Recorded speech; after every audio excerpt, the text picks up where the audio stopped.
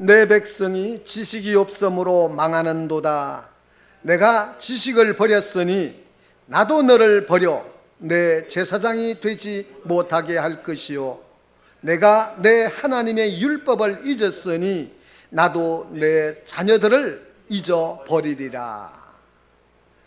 내 백성이 지식이 없으므로 망하는도다. 내가 지식을 버렸으니 나도 너를 버려 내 제사장이 되지 못하게 할 것이요, 내가 내 하나님의 율법을 잊었으니 나도 내 자녀들을 잊어버리리라. 참 무서운 말씀입니다. 구약시대의 선지자 하면은 하나님께서 이스라엘 백성들에게 자신의 뜻을 가르치고 전하는 사람, 이게 선지자라 이렇게 말합니다.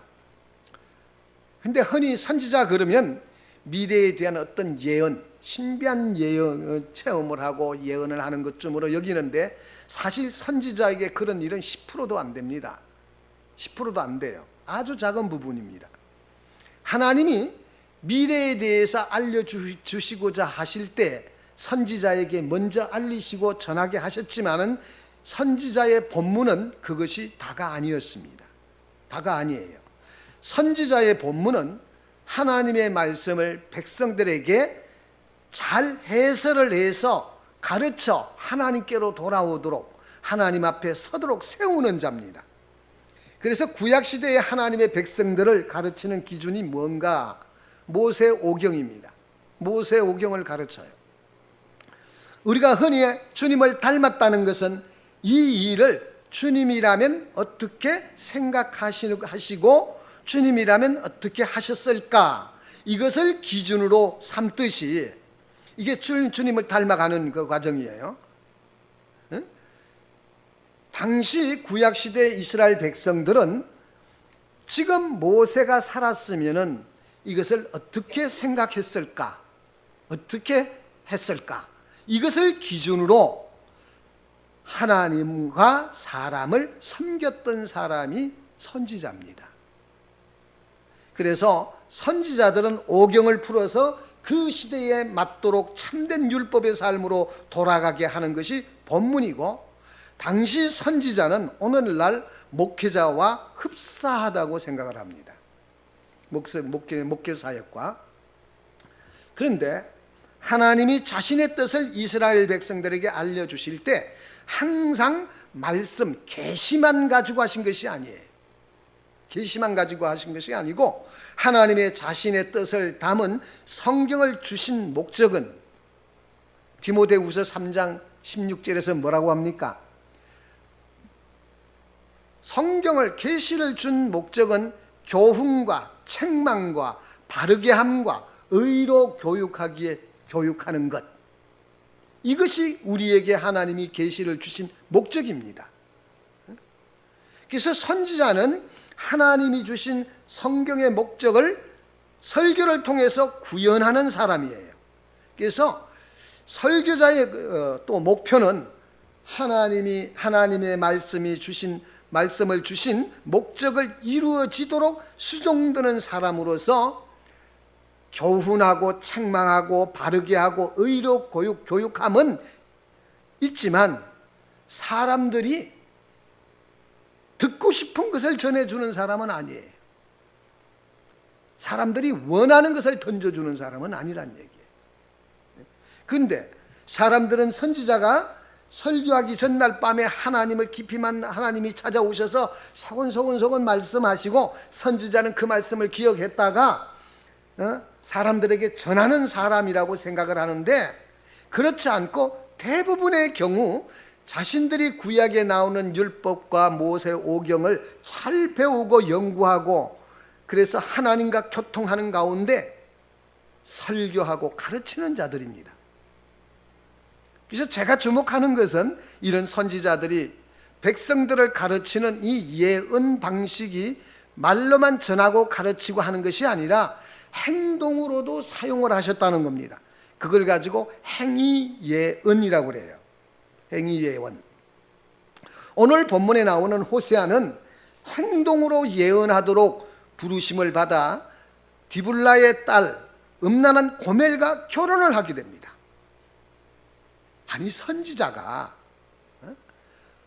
호세아는 끊임없는 가정 파탄 속에서 아내를 사랑할 수밖에 없는 필연적인 삶을 살아냅니다. 살아내요.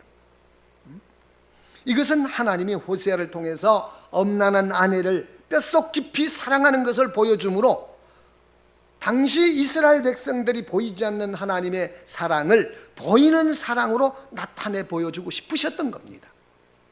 호세아를 통해서 하나님의 마음을 배웠어야 되는 겁니다. 오늘날도 동일한 거예요. 우리가 호세아서를 바라보면서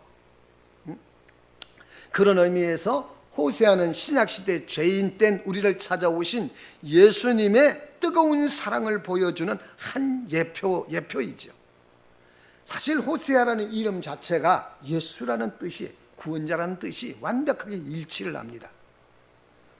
호세아서 1장에서 3장까지는 가정 문제를 다루는데 동기 자체가 형벌과 같은 거예요. 형벌. 우리는 호세아가 선지자로 부름을 받았으니까 어쩔 수 없이 순종해야 한다라고 말하지만은 그런 희생의 정도를요 훨씬 넘어섭니다. 희생해가지고는 부족합니다. 이런 상황을 통해서 하나님은 호세아의 마음을 움직여서 끊임없이 자기를 버리고 음란한 짓을 하는 아내를 사랑할 수밖에 없는 필연성을 넣어주셨습니다. 이게 호세아에게 임한 하나님의 은혜입니다. 하나님의 은혜예요. 그게 사명이에요. 그래서 호세아는 당시 이스라엘 백성들에게 하나님의 마음을 전하기에는 충분했고 하나님이 이스라엘 백성들을 얼마나 사랑하는지를 보여주기에 충분했던 삶을 살았습니다. 그래서 4장에서 이스라엘 백성에 대한 예언을 시작하시는데 1절부터 5절까지 총체적인 위기를 다루고 있습니다.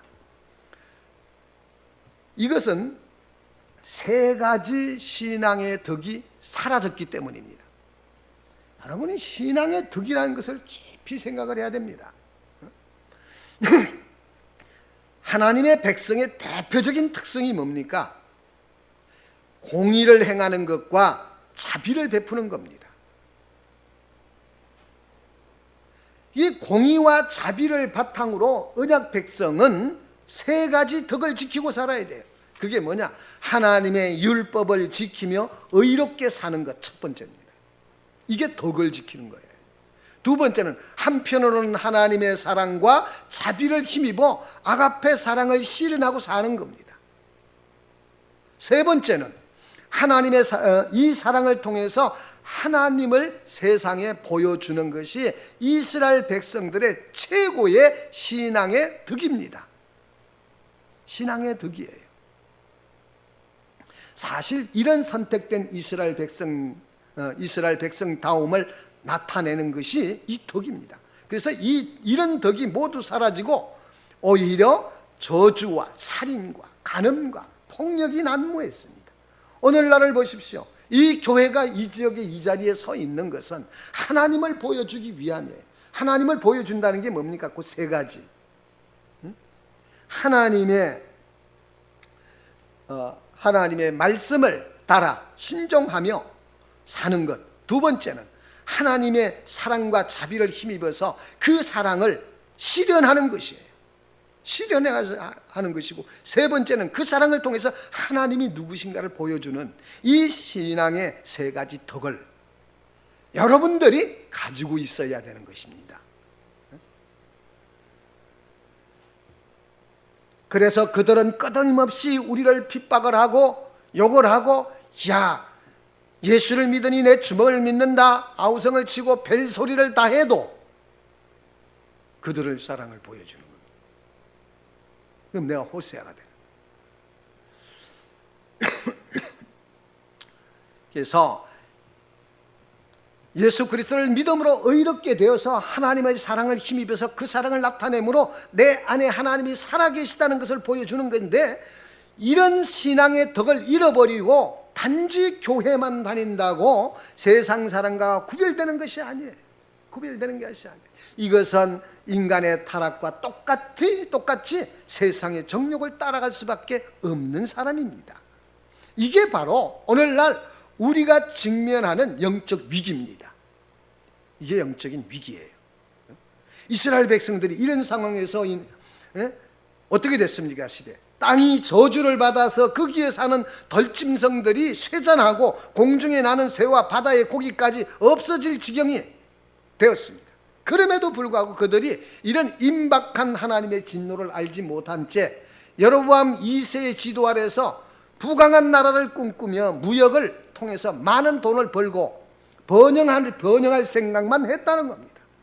그러나 잠시 후 이 모든 것들은 사라지는 위기가 처하게 된다는 것입니다.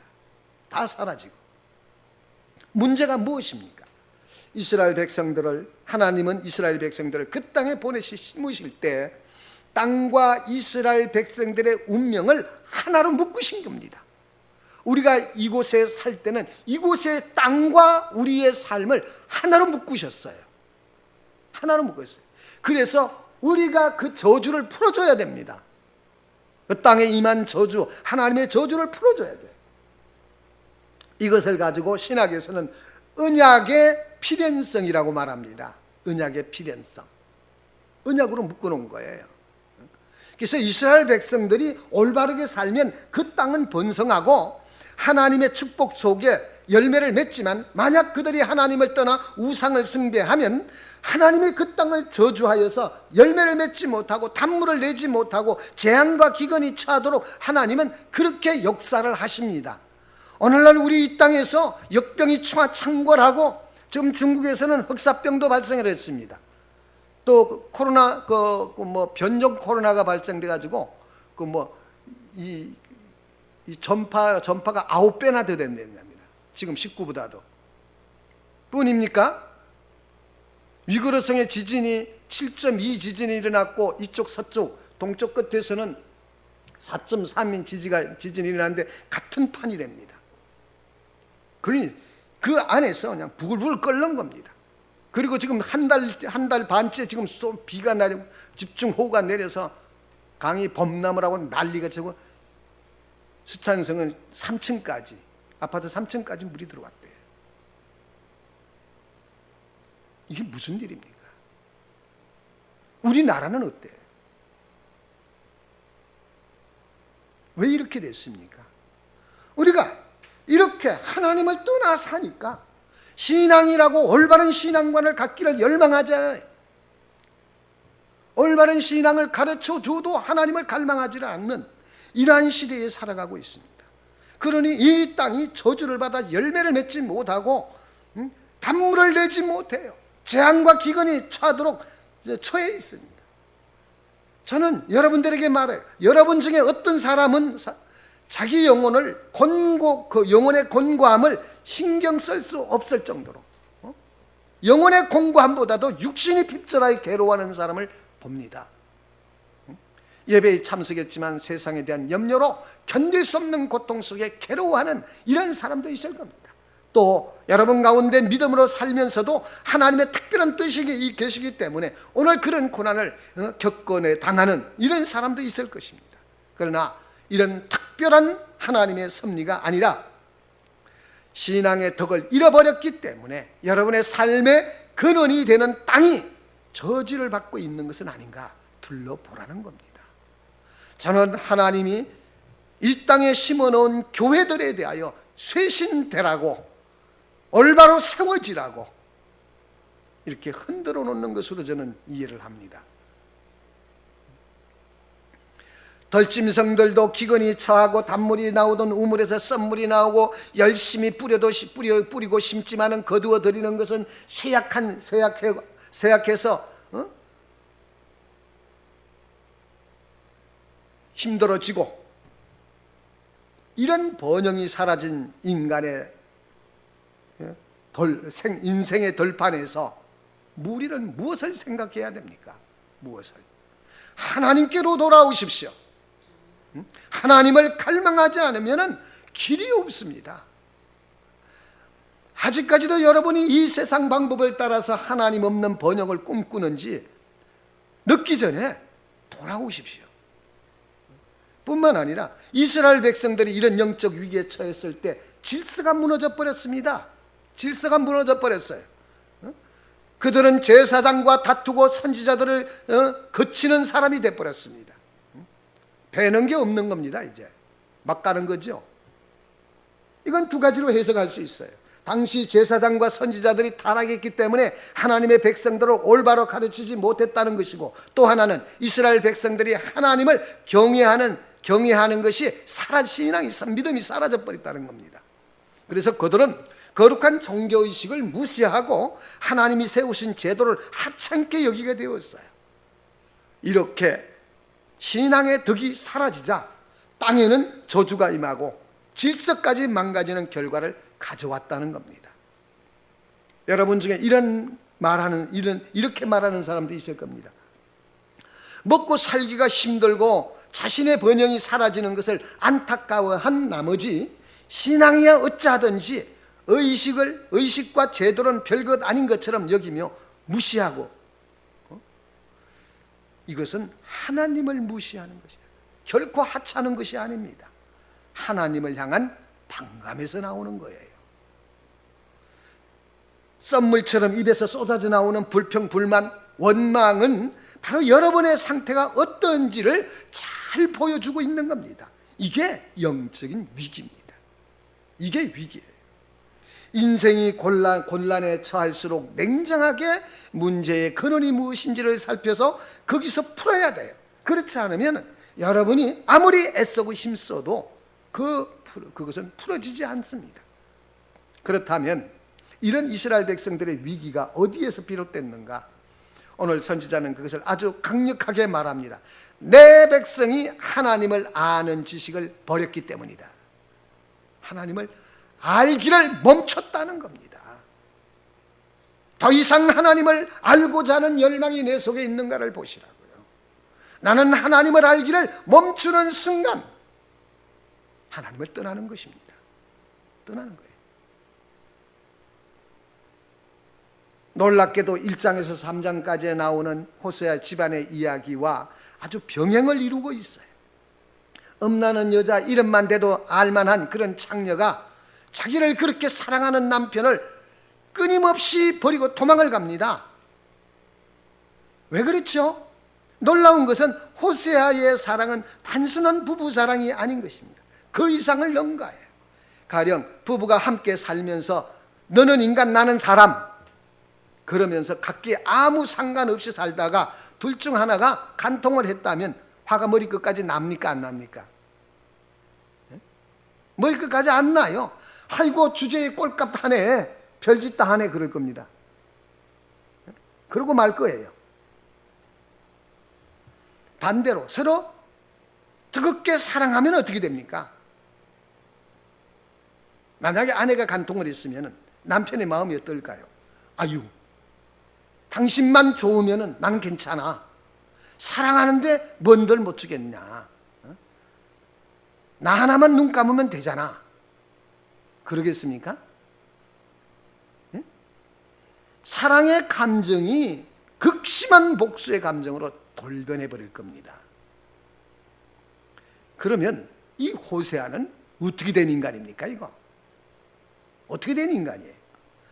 고멜을 사랑하는 것입니까? 안 사랑하는 겁니까?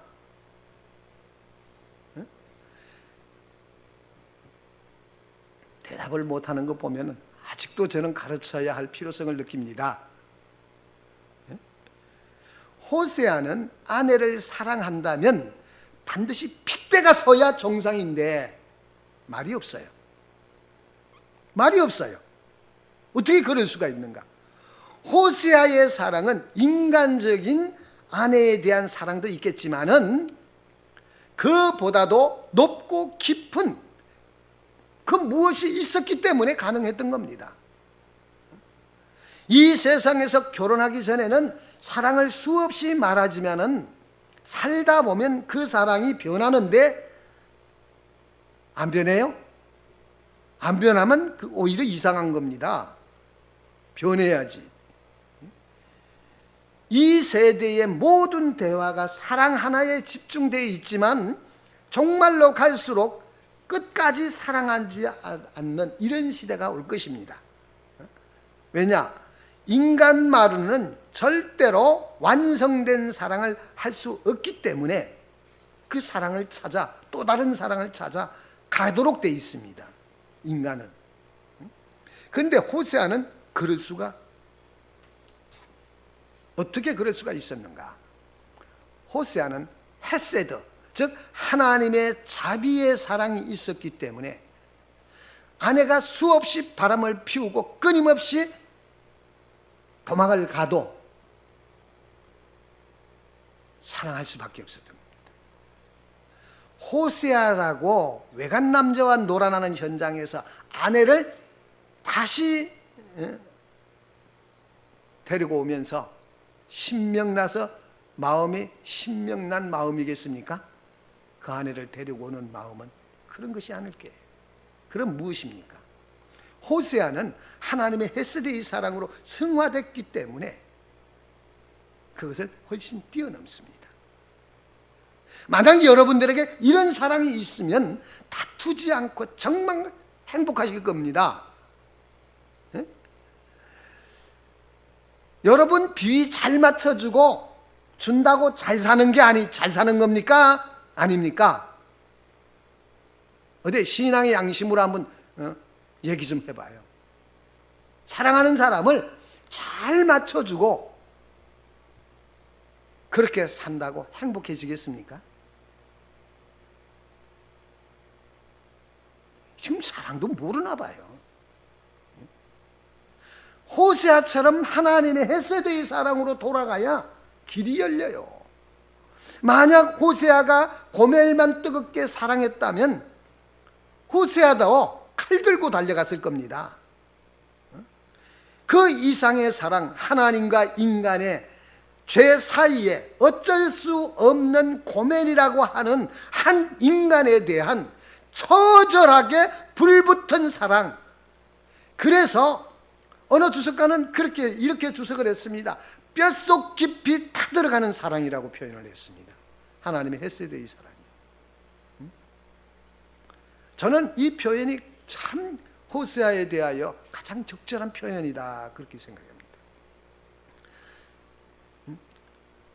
사랑의 심지가 뼛속까지 심겨져서 골수까지 타들어가는 그런 종류의 사랑이 있었기 때문에 호세아는 아내를 끊임없이 용서할 수가 있었던 겁니다. 끊임없이. 이런 사랑이 있으면 그 여자가 다른 남자하고 잠을 잤거나 애를 낳거나 이것이 문제가 됩니까 안 됩니까? 그게 문제가 안 돼요.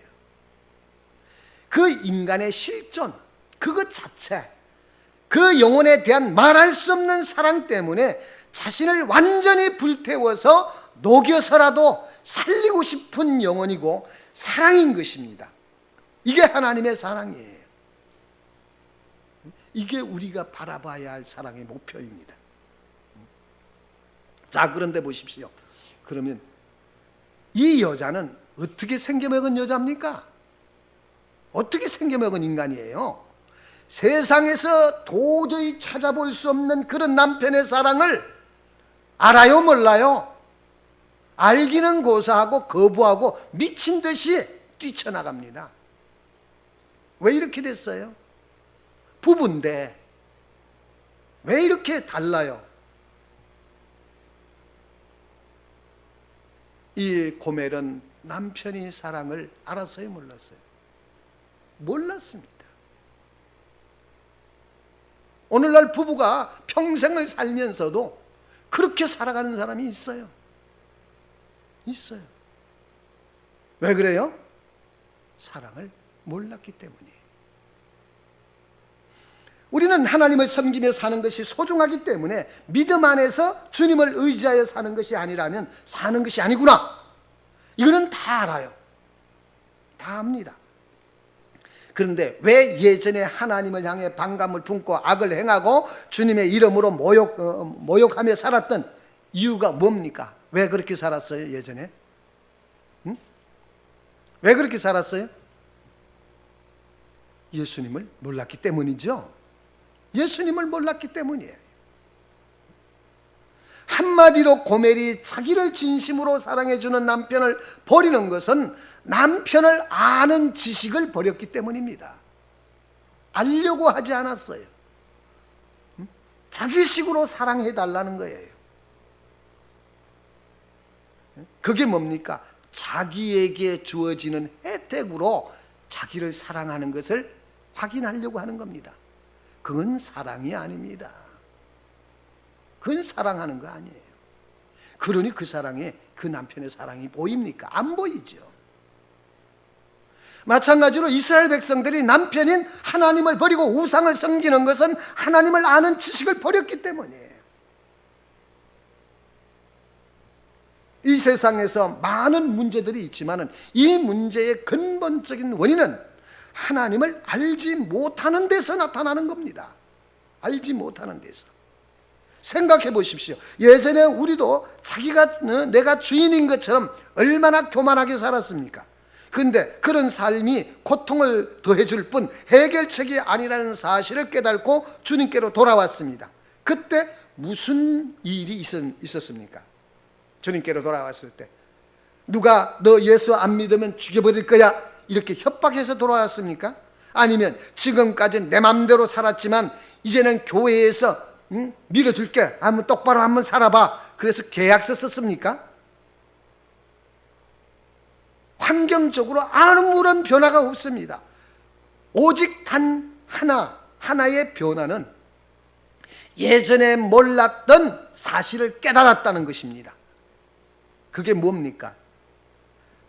그게 뭐예요? 예수님을 알았다는 겁니다. 예수님을 알았다는 거예요.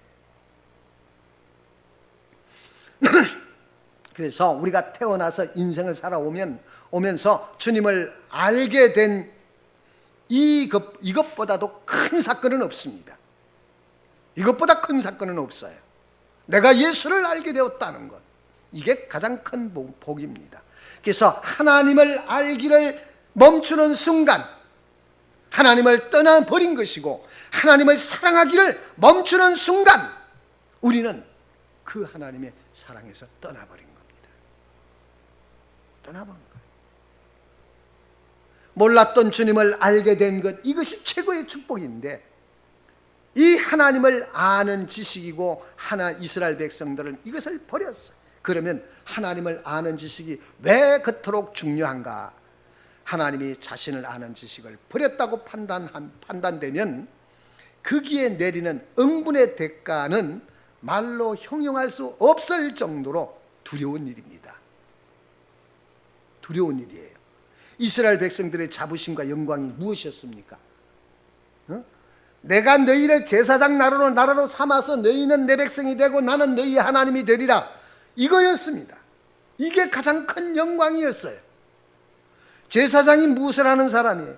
제사장은 사람들이 죄를 지으면 그를 대표해서 하나님 앞에 나가 그들의 죄를 용서해 달라고 탄원하면 하나님은 그 제사장의 기도와 헌신과 제사를 보시고 그들의 죄를 용서해 주는 중보자입니다. 제사장 나라는 수많은 나라를 대표해서 하나님 앞에 서서 중보자로 모든 용서와 축복의 통로가 됩니다. 이스라엘 백성에게 이것이 아니라면 하나님의 선택의 의미가 사라지는 겁니다. 그래서 하나님이 이스라엘 백성들을 선택하신 것과 사용하시는 것은 나누어질 수가 없습니다. 나누어질 수가 없어요. 그래서 선택은 제사장 나라로서 소명을 내포하고 있어요. 그래서 구원받은 것 자체가 이미 소명이 들어있는 겁니다. 우리에게도 예수를 믿고 살다가 나중에 소명을 발견하는 것이 아니라 구원받는 그 순간 소명을 받았다는 겁니다.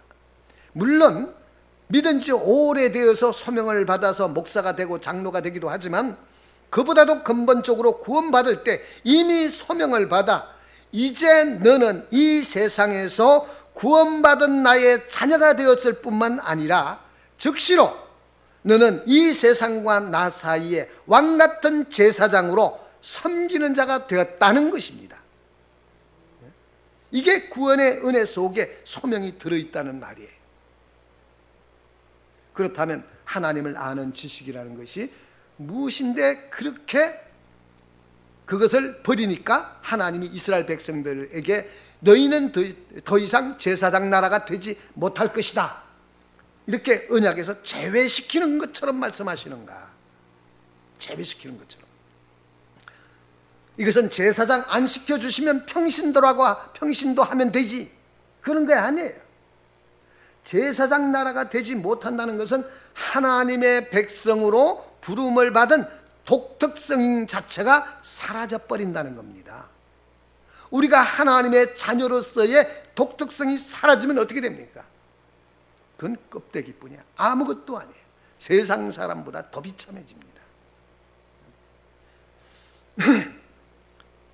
이것은 하나님이 너희는 반 죽여버리겠다는 것보다도 더 무서운 일입니다. 더 무서운 일이에요. 의문이 드는 것은 도대체 그 지식이 무엇이기에 그렇게 버리면 하나님이 제사장이 되지 못하게 하신다는 극단적인 말씀을 하시는가? 이 지식은 하나님에 대한 경험을 동반한 알미예요. 말씀의 체험을 통해서 실제로 아는 지식이에요. 두 가지가 있습니다. 어떤 지식? 하나님의 어미하심과 하나님을 사랑하는 것, 둘입니다. 십자가에 나타나는 게 뭡니까? 어미하심과, 죄에 대한 어미하심과 그 사랑이 나타나는 겁니다. 이 두 가지를 버리면 우리는 아무것도 아니에요. 하나님의 어미는 지금 우리의 삶과 직접 관계를 맺고 계십니다. 우주와 종말과 창조에만 하나님이 관여하신 것이 아니라 오늘 내가 영원히 권고한 것, 내가 오늘 살아가는 생업, 그것이 크고 작은 일들에 이르기까지 하나님이 관여하시기 때문에 우리의 기도의 근거가 되는 겁니다. 그래서 우리가 믿는 하나님은 하늘에 계시면서 내가 유치하게 너희의 삶에 관여하겠느냐? 내가 준비 다 해두었으니까 염려 말고 너희가 알아서 살아라. 이런 하나님이 아니에요. 그런 하나님이 아니고, 예수님이 기도하실 때 뭐랍니까? 하늘에 계신 우리 아버지라고 말씀하셨습니다. 아버지는 우리의 염려와 고민과 문제를 함께 나누며 우리가 올바른 인생길을 살아갈 수 있도록 돕는 존재가 아버지입니다. 아비입니다. 그래서 하나님은 이스라엘 백성들에게 자기 위엄을 알게 하셨어요. 이 위엄은 또한 두려움이 하나님을 아는 지식의 첫 번째 요소입니다. 위엄과 사랑이야말로 하나님을 아는 지식의 핵심입니다. 하나님은 온 땅과 하늘 위에 높으시고 만물 위에 뛰어나시며 우리와는 비견할 수 없는 질적인 차이 때문에 하나님과 나는 어떤 식으로든지 하나는 되지 못합니다. 다만 하나님의 어미하신 앞에 부복하여서 자신은 티끌맛도 못한 존재라는 사실을 인식하게 됩니다. 이걸 가지고 성경에서는 겸손이라고 그래요. 겸손한 자에게는 은혜를 베푸시고 겸손한 자에게는 성령 충만하게 하시고 약속들이 다 나오죠.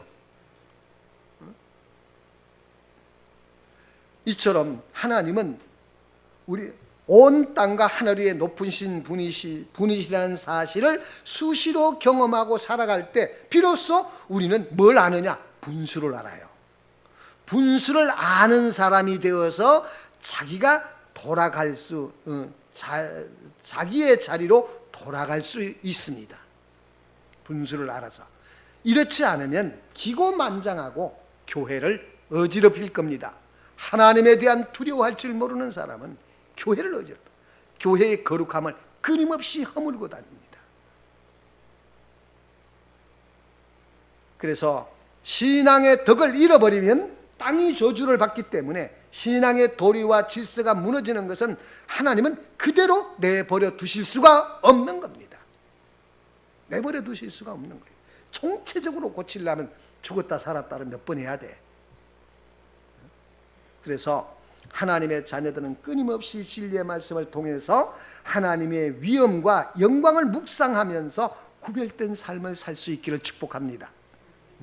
근데 눈이 어두워서 하나님께 돌아가지 않고 하나님의 어미 앞에 무릎을 꿇지 않으면 하나님은 심판을 통해서 하나님은 만물과 우주에서 뛰어난 분이라는 것을 스스로 보여주실 겁니다.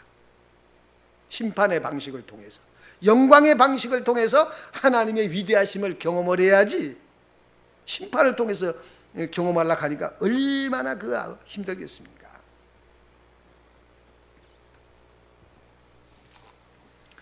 또 하나의 지식은, 하나님을 아는 지식의 두 번째 요소는 사랑입니다.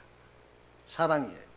하나님의 사랑은 나 같은 인간과 관계를 맺으시는 것을 생각나게 하십니다.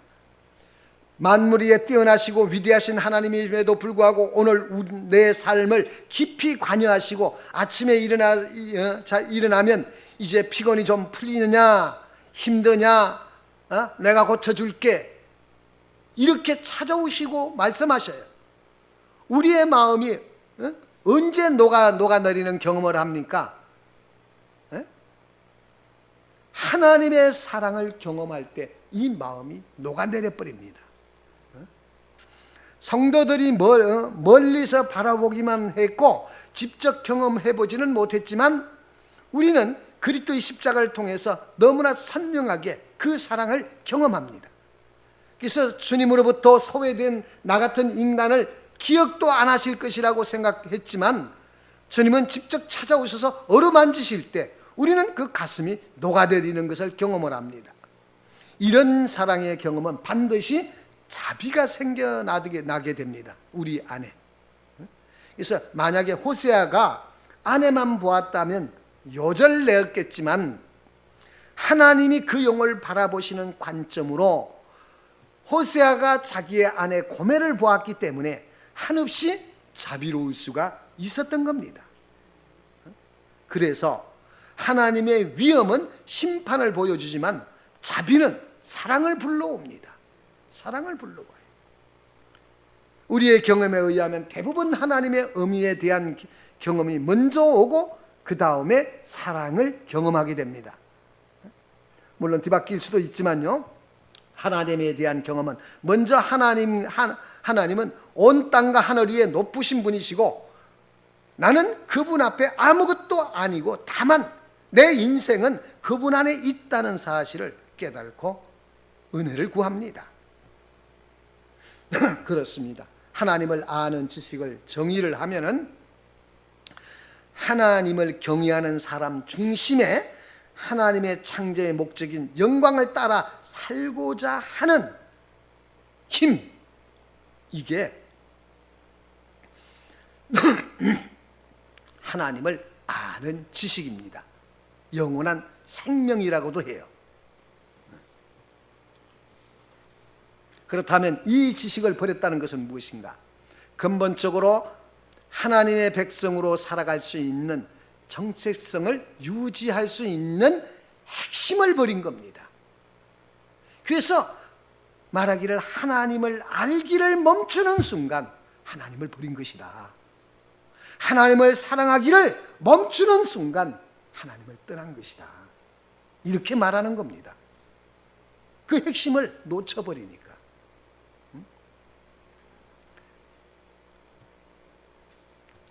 그래서 우리는 하나님을 아는 만큼 살 수 있고 그 이상은 살 수가 없어요. 어떤 사람은 조용 간증을 해도 은혜가 되는데 어떤 사람은 진지하게 간증하는데 은혜가 안 돼요. 왜 그렇습니까? 하나님을 직접 만난 사람과 만나지 못한 사람의 차이입니다. 차이예요.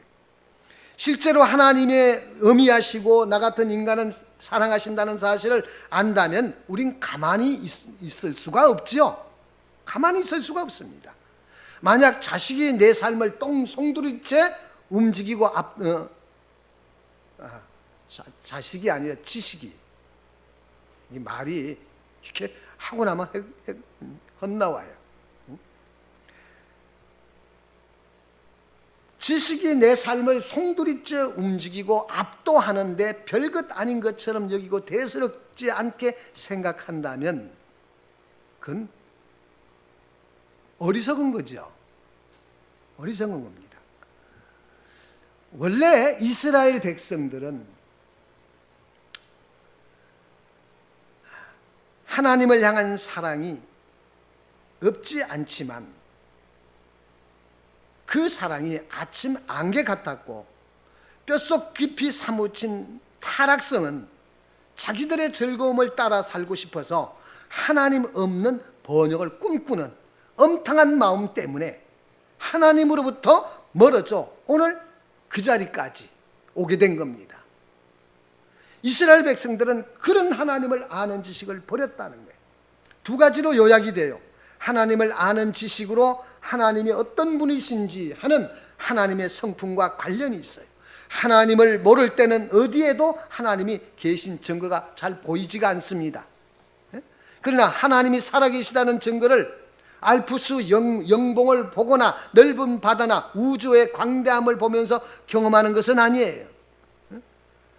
우리가 하나님이 살아계시다는 증거는 십자가를 통해서 하나님의 성품을 경험함으로 알게 되고, 미끄러져서 고통스러울 때 진노하시는 하나님도 만나고, 죄 가운데서 용서를 구할 때 사죄의 은총을 경험함으로 하나님이 나와 함께 하시는 사실을 확인하게 됩니다. 예배를 드리다가 말씀의 사건들을 경험할 때, 말씀의 실제를 경험할 때에 하나님이 누구신가를, 그 의중이 어떤가를 알게 됩니다.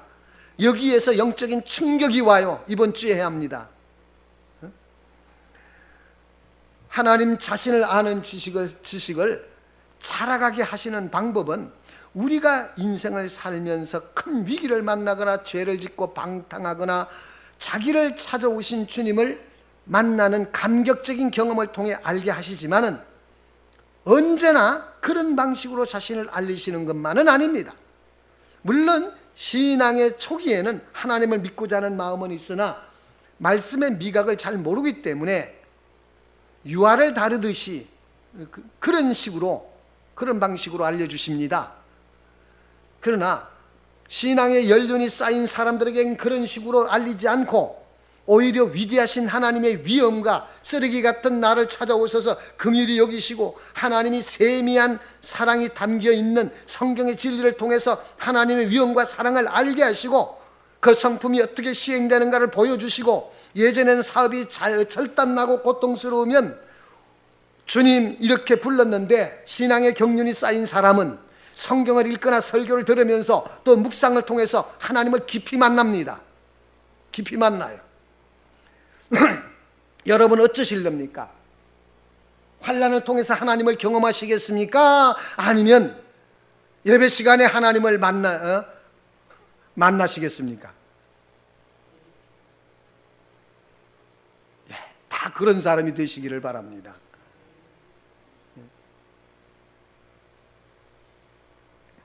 신앙의 경륜 쌓인 사람들에게는 거기에서 뒤로 물러가면 회복하기가 쉽지 않다고 그랬습니다. 회복하기 쉽지 않아요. 2주 전에 얘기했죠.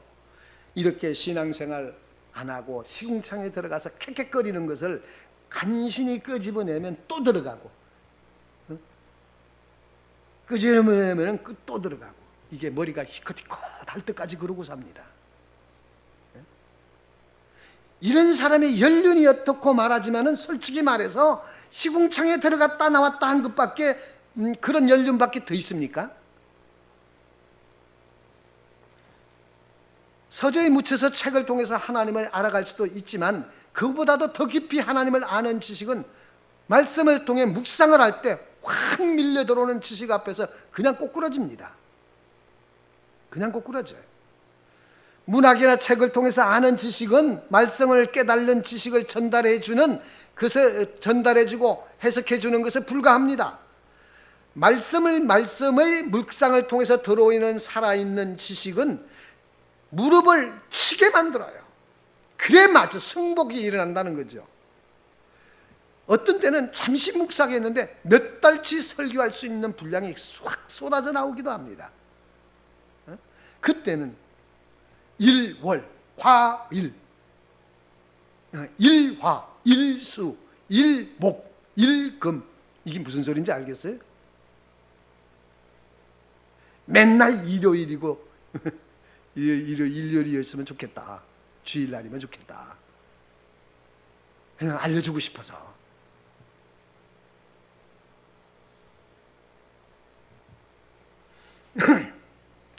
무지했기 때문에 세상에서 이리 치고 저리 치고 곤고할 때 작은 빛이 들어오니까 나가 떨어졌는데, 이제 그런 빛 정도 가지고는 감동받지 않습니다. 여러분들은. 그때는 워낙 무지했기 때문에 반짝이는 작은 빛이 엄청난 것처럼 크게 느껴졌지만, 사실은 말씀이 살아있는 실체가 되어서 들어오는 진리의 빛, 하나님의 위엄과 사랑과 또한 그 의중이 어떠함을 펼쳐 보여주실 때 우리는 까무라칩니다. 까무라쳐요. 하나님을 아는 지식의 보고인 진리의 말씀에 얼마나 여러분은 관심을 가지고 계십니까? 얼마나 말씀에 대하여 기대를 하고 계십니까? 일주일 내내 고단하게 살다가 교회에 와서 위로나 받고 좋은 얘기나 듣고 갈 수 있을까? 이렇게 예배에 참석하십니까?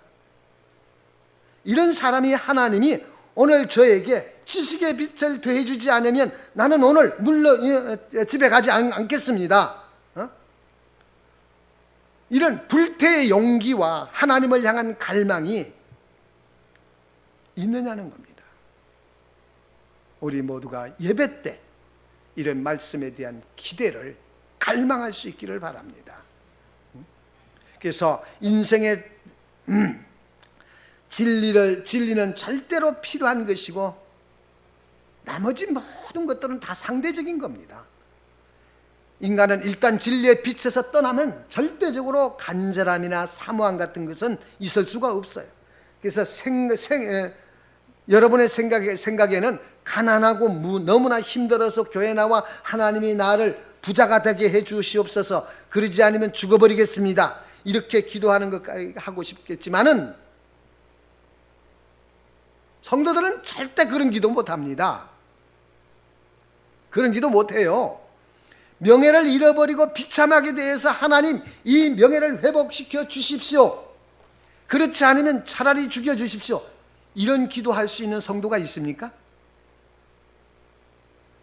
그렇게 안 합니다. 왜 그래요? 진리 외에는 하나님의 자녀들이 목숨 걸도록 절대로 그렇게 만들지 않았기 때문입니다. 진리 외에는 목숨을 걸지 마십시오.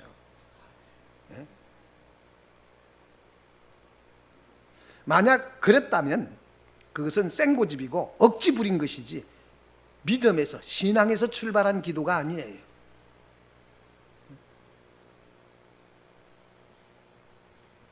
여러분들이 예수 믿는 것이 왜 이렇게 힘들고 고달픈가 라고 이게 말하는데, 그것은 하나님 아닌 다른 것에서 기쁨을 찾기 때문입니다.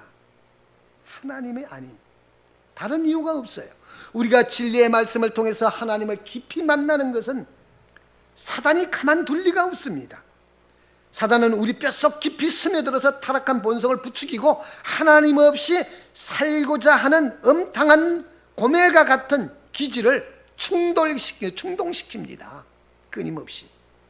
그 하나님 앞에 살리는 자에게 진리의 빛은 너무나 아름답고 그 안에 선한 의지가 그 사람의 아름다움이라고 그랬어요.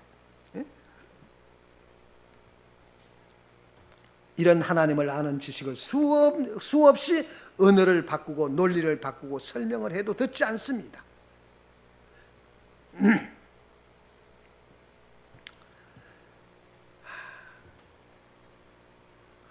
그때가 언제냐? 말씀의 미각을 잃어버렸을 때라는 시리즈 기억하십니까? 네, 우리 송 집사님은 기억하고 계시구나. 권사님은 아마 이것을 못 들어봤을걸요. 이 시리즈 들어보셨나? 말씀의 미각을 잃어버렸을 때.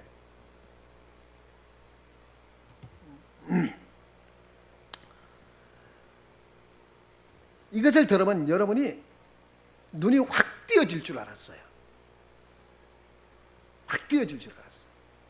또 하나님을 만나는 사건에 있어서 요즘에 말씀 드리는 이 말씀을 듣고 지난주에 말씀을 듣고 난 기절초풍할 줄 알았어요.